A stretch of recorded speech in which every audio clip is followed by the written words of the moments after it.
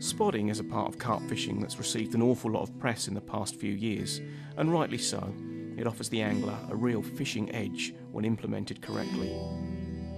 Here, 2 times British carp champion Brian Jarrett shows how to cast a spod to the right spot every time. A good, powerful cast is one of the secrets of successful spodding, and with practice, your catch rate will soar.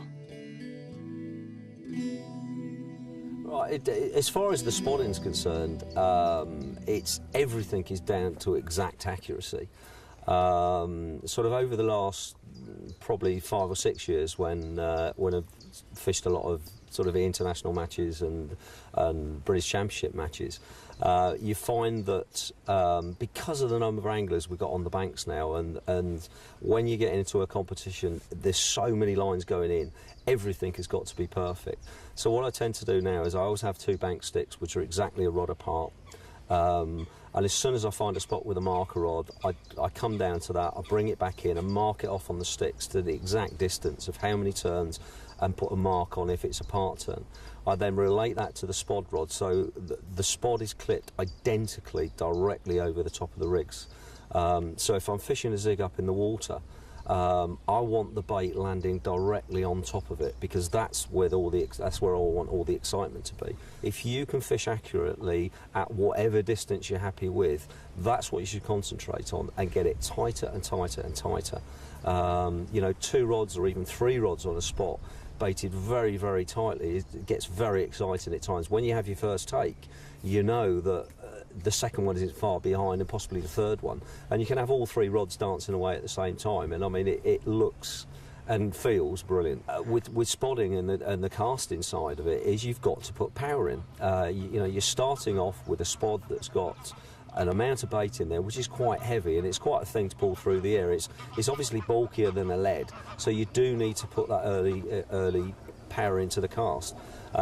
You need to extend your arms so that you're getting the full momentum of the actual arc coming round, and you're always overcasting.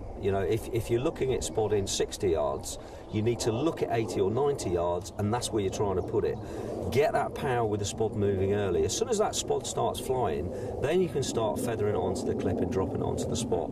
But so many times you see people lightly starting the spod off and pushing the rod right out forward desperately to try and get it that little bit longer. It's just so much easier if you put the power in and then feather it down and actually let it hit the clip. Yeah, I mean, there are specialist rods now. I mean, in huge arrays of test curves, I mean, you can go, sort of 5.5 pound, very heavy ones, which are brilliant for range, but the accuracy on shorter range tends to be, you find a little bit more of a job for getting the feel for it. But since Corda have brought the new range of spods out, you've got an extreme range one, which is 10 times easier to get the distance with a standard type spod rod. But they've also brought a very small one out, and that one you can put on, I would say, any 2.5 pound test curve rod, and quite happily, because you're only looking at a small amount of bait in there. But it's a lovely one just to either trickle a little bit of bait into a smaller water, a quiet little swim where you don't want too much out there, or you want a few little patches around rather than one big heavy amount of bait. But it allows you to use a standard rod as well. I mean, a designated spod rod is perfect to have, because there's so many instances you're going to need to use one. Method blasting is a great alternative to traditional spodding, and is something being used more and more on today's waters. It's a very underused approach, and here Simon Bond discusses what rods work best when method blasting, and how to perfect the technique needed to maximise this style of fishing. Spodding first started on a water in Bedfordshire called Elstow, and that was some 17, 18 years ago. And I was actually right in at the start of spodding, basically, and that was when we were making spods out of shampoo bottles and things like that, and that was a very devastating technique.